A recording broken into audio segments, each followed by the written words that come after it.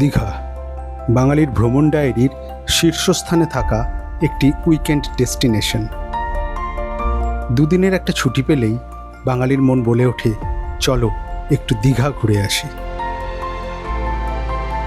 বন্ধু হোক বা পরিবার, সকলের সঙ্গেই অনায়াসে ছুটি কাটানো যায় পূর্ব মেদিনীপুরের এই সমুদ্র সৈকতে। আর দীঘা শুধু একটা ট্যুর নয়, দীঘা মানেই দেদার খাওয়া দাওয়া, হই হুল্লোড় আর একরাশ মজা। সাম্প্রতিককালে দীঘায় তৈরি হয়েছে শ্রী শ্রী জগন্নাথ দেবের মন্দির। ভক্তি, শান্তি ও স্থাপত্যের এক অপরূপ মেলবন্ধন। তাই দীঘা এখন জমিয়ে জমজমাট। আর বর্ষায় দীঘার রূপ যে না দেখেছে তাকে বোঝাই কি করে তা কত সুন্দর। তাহলে চলুন ব্যাগ গুছিয়ে বেরিয়ে পড়ি। আপনারা দেখছেন বংস অন দ্য গো। শুরু হোক আজকের ভ্রমণ। হ্যালো,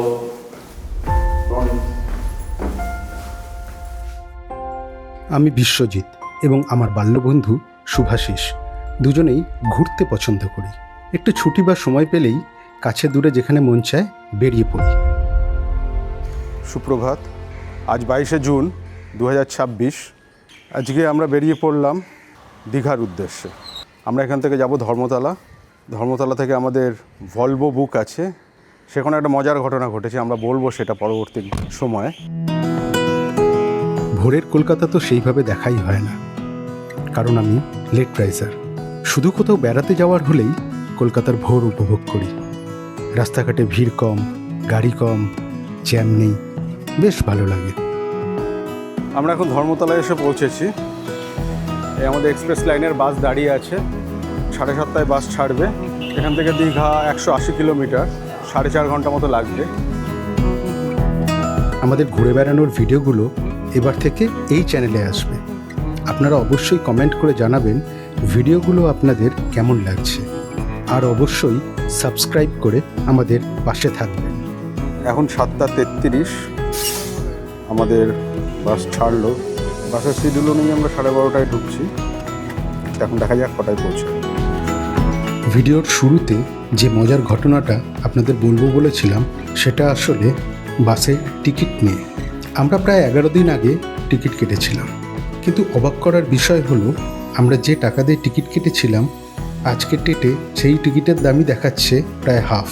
তাই দর্শকদের উদ্দেশ্যে এটাই বলার, যদি আপনারা উইকডেজে দীঘা প্ল্যান করে থাকেন, আগে থেকে টিকিট না কেটে দিনের দিন বা একদিন আগে টিকিট করতে পারেন, তাহলে একটু সস্তায় টিকিট পেতে পারেন। আমাদের অভিজ্ঞতা তাই বলছে। কলকাতা থেকে বাসে দীঘা যাওয়ার জন্য এসপ্ল্যানেড, করুণাময়ী ও গড়িয়া থেকে সরকারি এবং বেসরকারি এসি, নন এসি বাস আপনারা পেয়ে যাবেন। এছাড়াও আপনারা হাওড়া বা সাঁতরাগাছি থেকে ট্রেনে করে দীঘা চলে আসতে পারেন। তার একটি ডিটেল আমরা ডেসক্রিপশন বক্সে দিয়ে দিলাম, আপনারা চেক করে নিতে পারেন। এছাড়াও কলকাতা থেকে আপনারা যদি ব্যক্তিগত গাড়ি নিয়ে আসতে চান, সময় লাগবে 4 ঘন্টা মতো। আমরা নামলাম বাস থেকে, তখন 12:30 বাজে, অলমোস্ট 12:30 বাজে। 5 ঘন্টা লাগলো। 7:30টায় আমরা উঠেছিলাম, 7:33-এ বাসটা ছেড়েছিল। দীঘায় এখন ওয়েদার পুরো বর্ষা, বৃষ্টি হচ্ছে, সুন্দর ওয়েদার, একদম গরম নেই। যারা বর্ষায় দীঘাকে উপভোগ করেননি তারা এই সময় আসতে পারেন। বর্ষায় সমুদ্রে একটা অন্যরকম রূপ থাকে, উত্তাল সমুদ্র, তার সঙ্গে হাওয়া, ঠান্ডা, বর্ষা সব মিশিয়ে একটা অন্যরকম মাদকতা থাকে, খুব সুন্দর লাগে। আর সোমবার আমরা দুজনেই চলে এসেছি দীঘা। আজকে সব লোকজন অফিস স্কুল যাচ্ছে। হ্যাঁ, এই যে লোকে অফিস যাচ্ছে, আমরা দীঘা এসেছি আজকে। আপনি ওল্ড দীঘা বা নিউ দীঘা যে কোনো জায়গাতেই থাকতে পারেন। ওল্ড দীঘার তুলনায় নিউ দীঘা অনেকটাই খোলামেলা। হোটেলগুলো তুলনামূলক নতুন হওয়ায় হোটেলের মান বেশ ভালো। হোটেলের মান অনুযায়ী দামের পার্থক্যও অনেক, এবং সিজন অফ সিজন অনুযায়ী হোটেলের রুম ট্যারিফ ওঠানামা করে। বর্ষার জন্য ওনারা এখানে ডোরম্যাট বিছিয়ে রেখেছেন। আমরা থাকছি নিউ দীঘাতে। এটা হচ্ছে রিসেপশন এরিয়া। এখানে জগন্নাথ দেবের একটা মূর্তি দেওয়া আছে, বেশ সুন্দরভাবে সাজানো।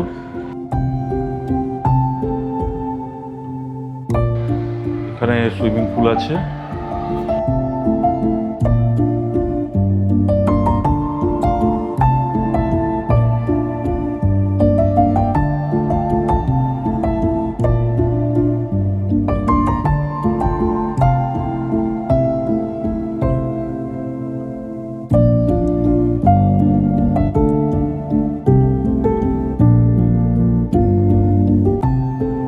আমরা নিউ দীঘায় এসে এই হোটেলে চেক ইন করলাম।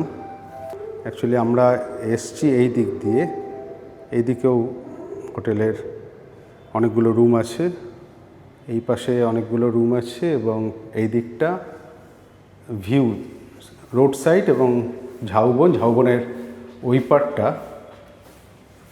সি, সমুদ্রের একটু হয়তো দেখা যাচ্ছে কি যাচ্ছে না, না ঝাউবন ঢেকে আছে, ঝাউবনের ঠিক ওই পারটাই সি বিচ। এখানে একটু গাছ লাগানো আছে এবং এইটা দিয়ে গিয়ে আমাদের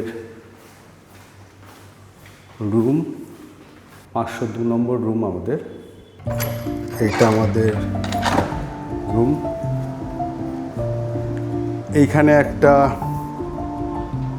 ডেস্ক টাইপের আছে যেখানে আমরা আমাদের জিনিসপত্র এবং ট্রাইপড দুটো ব্যাগ রাখা আছে। এটা একটা ওয়ার্ড্রপ, ছোট ওপেন ওয়ার্ড্রপ, কিন্তু এই একটা কভার আছে এখানে একটা, এটা না এটা কি আছে, এটা লক। এইদিকে একটা সোফা আছে,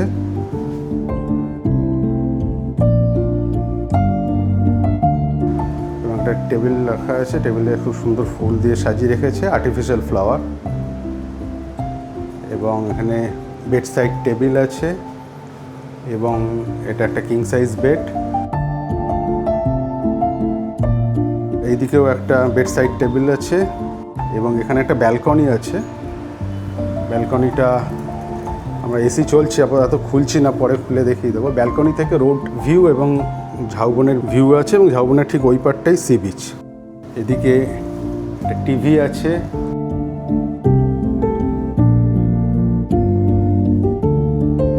এখানে ইলেকট্রিক কেটেল রাখা আছে এবং চা করার সমস্ত সরঞ্জাম দেওয়া আছে।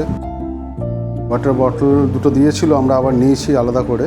এখানে আরও ওয়াটার আছে, আপনারা যদি জলের বোতল নাও কেনেন কোনো অসুবিধা নেই, আপনারা সেই জল খেতে পারেন। এটা হলো ওয়াশরুম, শাওয়ার জেল এবং শ্যাম্পু দেওয়া আছে, সোপ দেওয়া আছে, এটা একটা চিরুনি দেওয়া আছে এর মধ্যে।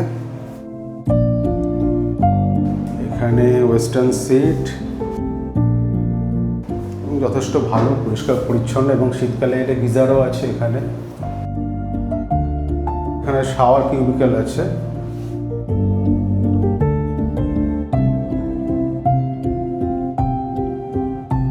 আমি প্রথমে বলিনি যে আমরা কোন হোটেলে চেক ইন করেছি। এটা হলো হোটেল পিকুজ ইন নিউ দীঘা।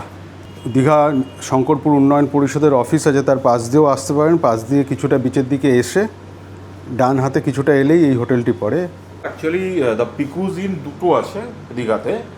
একটা হচ্ছে এইটা, যেটা ওই বিশ্বজিৎ যেটা বললো যে আপনি দীঘা উন্নয়ন পর্ষদ যেটা, ওই গলি দিয়ে ভেতরে ঢুকে তারপরে ফার্স্ট রাইট টার্ন নিলে আপনি জাস্ট 5-6টা বিল্ডিং পরে, মানে উলো হোটেল, তারপরে এই হোটেলে এসে পৌঁছাবেন।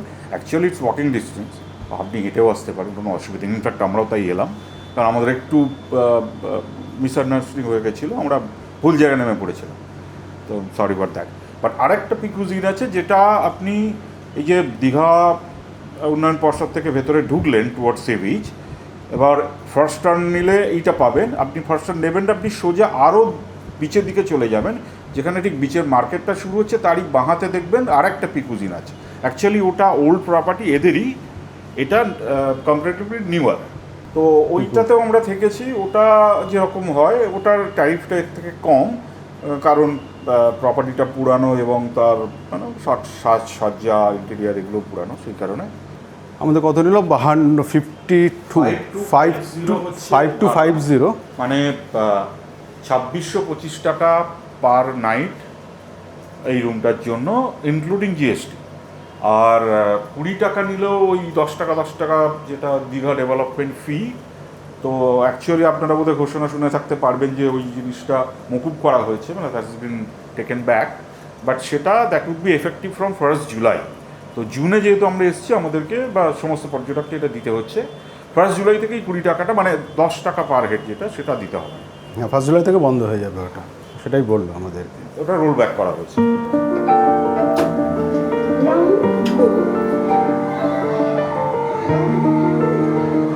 এই দিকটা ডাইনিং এরিয়া।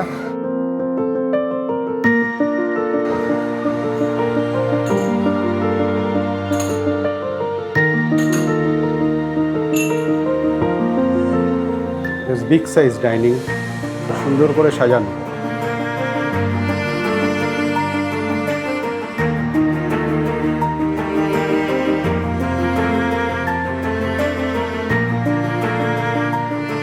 এদিকটা গার্ডেন এরিয়া।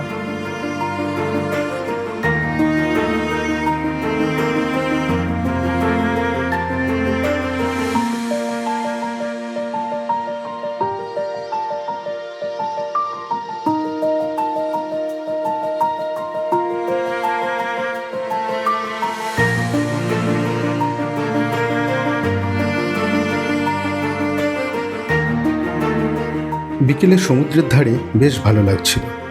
মেঘলা ওয়েদার, কলকাতার মতো প্যাচপ্যাচে গরম নেই, তবে সি বিচ একদম ফাঁকা তা নয়, অনেক ট্যুরিস্ট আছে।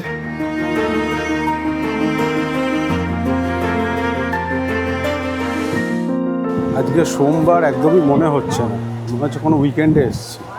দীঘার ট্যুরিজমের জন্য নিশ্চয়ই ভালো, ভিড় হচ্ছে। এখানকার হোটেল বা খাবার দাবার সমস্ত ব্যবসার সাথে যারা যুক্ত, তাদের ইনকাম হচ্ছে, এটা ভালো খুব। আচ্ছা, তুই প্রথমবার কবে দীঘা এসেছিলি? আমি 95-এ এসেছিলাম।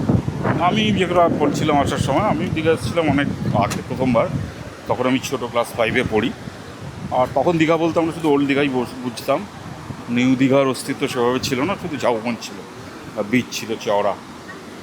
সেই আমার প্রথম দীঘা দেখাতে মনে পড়ে। তখনকার দীঘা আর এখনকার দীঘার মধ্যে কি কি পার্থক্য দেখতে পাস? বীজ ভেঙে গেছে, বোল্ডার পড়েছে, বালি নরম হয়ে গেছে, মানে আমি যদি এই সব দিক থেকে বলতে চাই, টেকনিক্যাল টার্ম থেকে। তারপরে ভিড় তো সাংঘাতিক রকম বেড়ে গেছে, সঙ্গে পাল্লা দিয়ে হোটেলও বেড়েছে। ট্যুরিজম ডেভেলপ করছে ভালো, কিন্তু প্রকৃতিটা অনেকটাই নষ্ট হয়ে গেছে। শুভাশিসের কথার সূত্র ধরে বলি, প্রচুর ট্যুরিস্ট আছেন যারা এই প্রকৃতির কোলে এসে যত্রতত্র নোংরা আবর্জনা ফেলছেন, বিশেষ করে প্লাস্টিক। সেই সব মানুষদের কাছে আমাদের অনুরোধ, দয়া করে এই কাজটি করবেন না। প্লাস্টিকের প্যাকেট বা অন্য যে কোনো আবর্জনা যথাস্থানে ফেলুন। সমস্ত জায়গাতেই ডাস্টবিনের ব্যবস্থা আছে, সেইগুলো ব্যবহার করুন।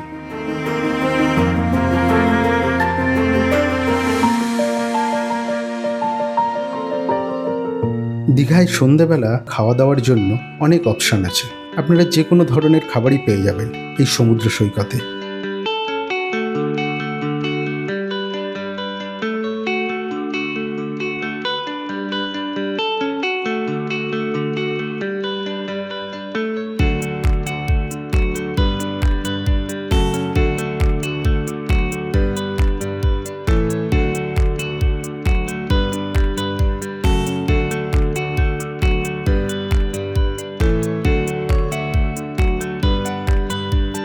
আর যদি মনে হয় কিছু কিনে নিয়ে যাবেন, তার জন্য বিপুল আয়োজন আছে দীঘাতে।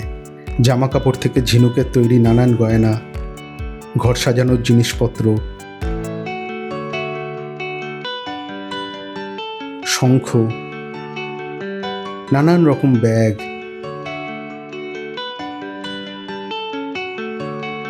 মেদিনীপুর জেলায় তৈরি মাদুর,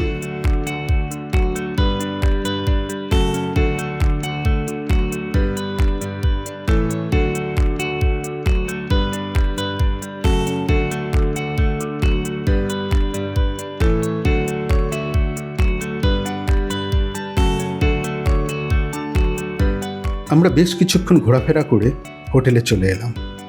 আমরা হোটেলেই ডিনার অর্ডার করে দিয়েছিলাম, তাই রাতে তাড়াতাড়ি খাওয়া দাওয়া করে শুয়ে পড়লাম।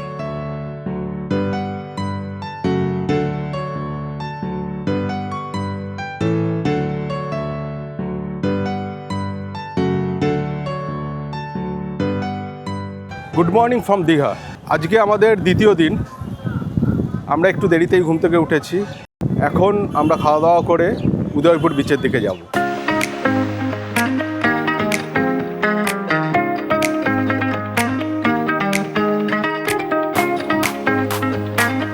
এখন আমরা উদয়পুরের দিকে যাচ্ছি। ভাড়া এখান থেকে 100 টাকা এবং আমরা একতরফা ভাড়া করেছি, মানে বুক করিনি। আমরা গিয়ে ওখানে টোটো ছেড়ে দেবো, সেই জন্যই 100 টাকা। আপনি যদি রাউন্ড ট্রিপ করতে চান তার জন্য ভাড়া নিশ্চয়ই বাড়বে, ওয়েটিংয়ের চার্জ আছে, প্লাস 100-200 টাকা আপ ডাউন আছে। তাই চেষ্টা করবেন এক ট্রিপেই নেওয়ার, তাহলে একটু সস্তা হবে। আসার সময় ওখানে টোটো পাওয়া যায়, আমরা আগেরবারও এসেছিলাম যখন আমরা পেয়ে গেছিলাম। সেটা করলেই সবথেকে ভালো হয়।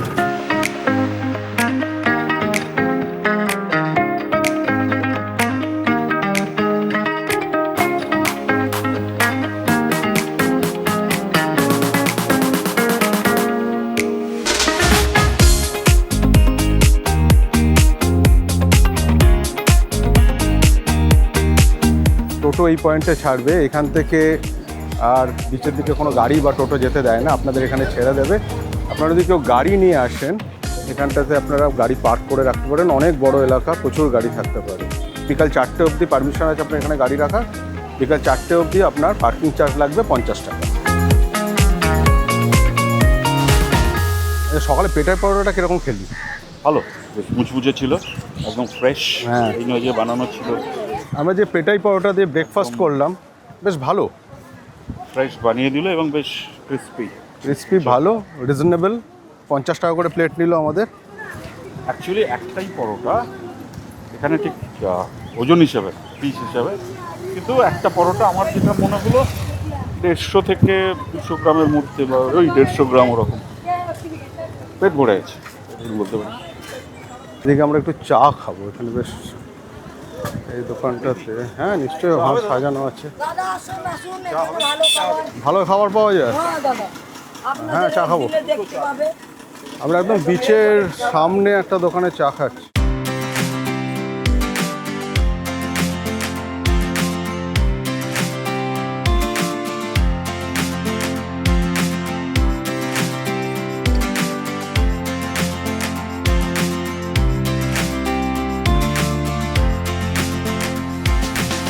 আমি এখন উদয়পুর সি বিচে আছি। এখানে প্রচুর মানুষ এসছেন, তারা নিজেদের মতো করে আনন্দ করছেন। কেউ উটে চড়ছেন, কেউ ঘোড়ায় চড়ছেন, কেউ ওয়াটার স্পোর্টস করছেন, এবং খাওয়া দাওয়া, মাছ ভাজা, তার সাথে আপনারা যদি সফট ড্রিঙ্কস খেতে চান সেটাও এখানে ব্যবস্থা আছে। উদয়পুর সি বিচটা হলো বেঙ্গল এবং উড়িষ্যার বর্ডারে। এই দিকটা হলো গিয়ে বেঙ্গল এরিয়া, আর এই বাঁ দিকটা হলো উড়িষ্যা এরিয়া। মাঝখান থেকে রাস্তাটা এসছে, যে রাস্তাটা দিয়ে আমরা এলাম। আপনারা যদি সমুদ্র সৈকতে উটে চড়ে ঘুরতে চান তাহলে তার জন্য উটও আছে। এই দাদা বসে আছেন। দাদা, আপনাদের উটের কি রেট আছে? 200 টাকা করে পার হেড নিচ্ছি, বাচ্চাদের 100 টাকা। কতক্ষণ? 200 মিটার যাবে, 200 মিটার আসবে। একসাথে কজন চাপতে পারবে? আমাদের পার হেড 100 টাকা করে হলে 4 জন চাপতে পারে।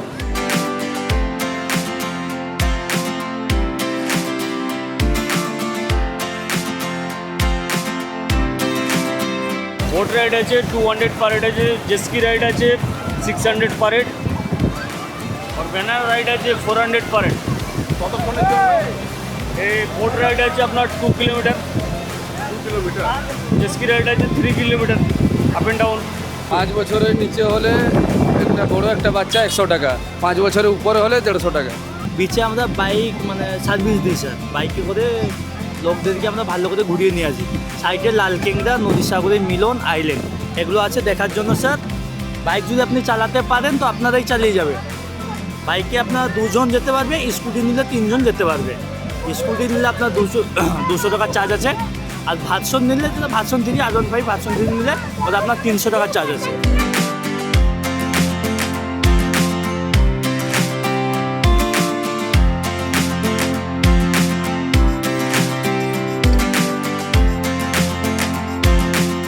এখানে প্রচুর ধরনের মাছ আছে, আপনারা দেখতে পাচ্ছেন। এগুলো কি মাছ? এইটা ভোলা মাছ। দীঘা সুন্দরী। দীঘা সুন্দরী কই ভোলা আছে। এইটা এইটা লোটে মাছ, আমুদি, চিংড়ি,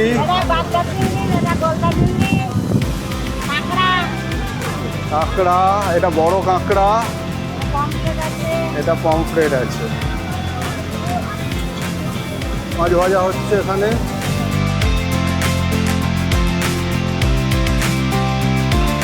এটা দীঘা সুন্দরী লালি 200 টাকা পিস রান্না সময়। এটা হচ্ছে 5 পিস 200 টাকা। এটা লোটে মাছ 5 পিস 200 টাকা, কারি করো ভাজা করো যা করো।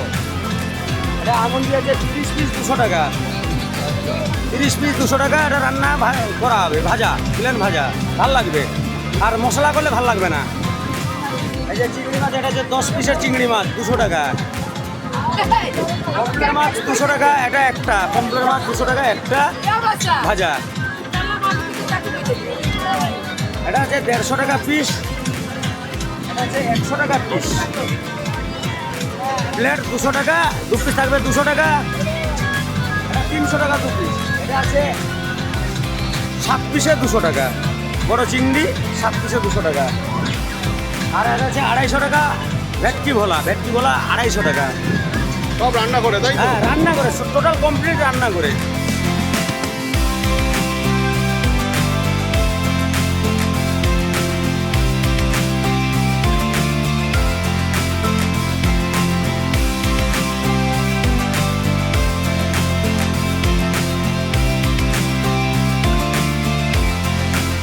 এখন অবধি এখানে কিছু ঝাউবন অবশিষ্ট আছে। দীঘাতে তো ঝাউবনের অবস্থা খুবই শোচনীয়। এটা দেখে অ্যাটলিস্ট ভালো লাগছে। আশা করব প্রশাসন প্রয়াস নেবেন এই ঝাউবনগুলোকে রক্ষা করার এবং এগুলোকে আরও বড় করার এবং মানে আরও ডেন্স ফরেস্ট বানানোর। তবে একটা জিনিস আমরা লক্ষ্য করলাম যে এইটা উদয়পুর এখন এত ভিড় হচ্ছে, এত পর্যটকেরা আসছেন এবং সেই পর্যটকদের ঘিরে অনেক টাকার ব্যবসা হচ্ছে, সেটা ভালো জিনিস। কিন্তু কোনো পাবলিক টয়লেট বা সাধারণের জন্য শৌচাগার কিছু নেই। এটা একটা খুবই বড় ড্রব্যাক এই জায়গাটার, এবং এটার জন্য পুরো আশেপাশের জায়গা কলুষিত হচ্ছে, হাইজিনের প্রবলেমও হচ্ছে। এই ভিডিওর মাধ্যমে আমরা প্রশাসনকে অনুরোধ করব অবিলম্বে কোনো একটা পাবলিক টয়লেট এবং পর্যাপ্ত ডাস্টবিনের ব্যবস্থা করা, যাতে বিচ এবং সংলগ্ন অঞ্চলটাকে পরিষ্কার পরিচ্ছন্ন রাখা যায়।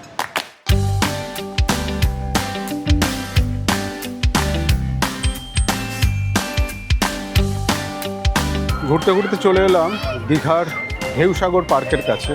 এটা দীঘার নবতম সংযোজন। পিছনে যে তোরণটি দেখা যাচ্ছে এটা এন্ট্রি গেট।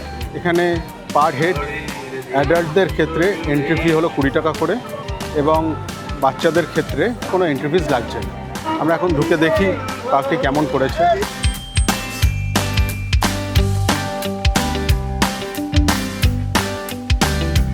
দীঘায় সান্ধ্যকালীন এন্টারটেইনমেন্ট মানে একটু বিভিন্ন রাইডস, খাবার দাবার সমস্ত কিছুর জন্য এই জায়গাটা খুব আইডিয়া।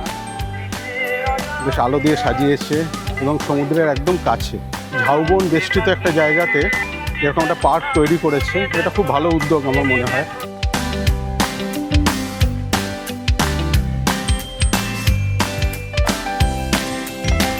যারা এখানে বোট রাইড করতে চান ফ্যামিলির সাথে বা বন্ধুবান্ধবের সাথে বা প্রিয় বান্ধবীর সাথে বা প্রেমিকার সাথে, এখানে এসে একান্তে বোট রাইডের মজা নিতে পারেন।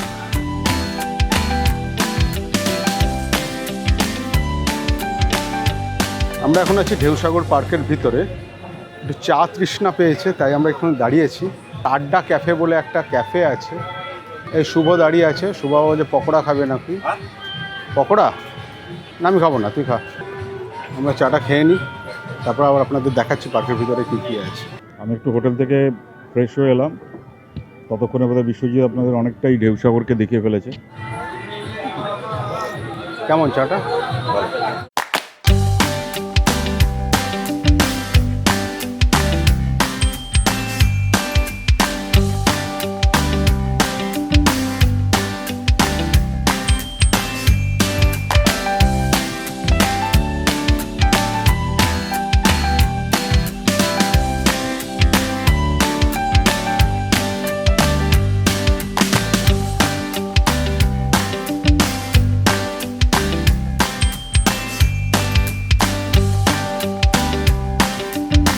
এই রাস্তাটা সোজা বিচের দিকে গেছে, আমরা এখন বিচের দিকে যাচ্ছি। খুব সুন্দর করে আলো দিয়ে সাজিয়েছে, অ্যাকচুয়ালি বাচ্চাদের জন্য খুব ভালো। সন্ধ্যেবেলা খুব সুন্দরভাবে সময় কেটে যাবে এখানে। এদিকটা সমুদ্র, অন্ধকার এখন কিছু বোঝা যাবে না। এই হলো ময়ূরপঙ্খী নৌকা।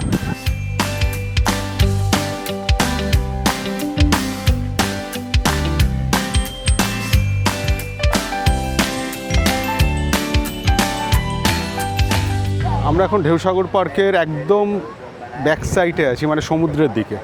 আমাদের পিছনে কালো অংশটাতে সমুদ্র দেখা যাচ্ছে না, এখন অন্ধকার।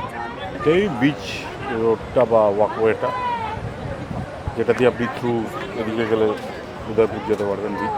এবং এদিক দিয়ে কোনো এন্ট্রি এক্সিটও নেই।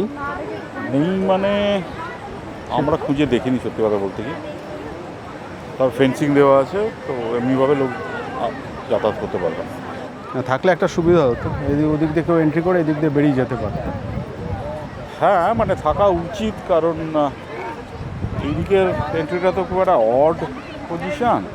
বেশিরভাগ পর্যটক এদিকেই ঘোরাফেরা করবেন, এখানেই বসবেন, তো তাদের আছে নিশ্চয়, আমরা জানি না।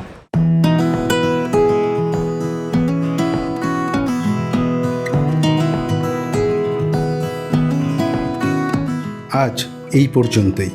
আগামী পর্বে আমরা দেখব শ্রী শ্রী জগন্নাথ দেবের মন্দির এবং যাব একটা নতুন সমুদ্র সৈকতে। শঙ্করপুর, তাজপুর বা মন্দারমণি নয়, একদম নতুন একটি সমুদ্র সৈকত। কোথায় জানতে হলে অবশ্যই চোখ রাখুন বংস অন দ্য গো ইউটিউব চ্যানেলে, এবং লাইক, শেয়ার ও সাবস্ক্রাইব করতে একদম ভুলবেন না। শুভরাত্রি। সবাই ভালো থাকবেন এবং ভ্রমণে থাকবেন।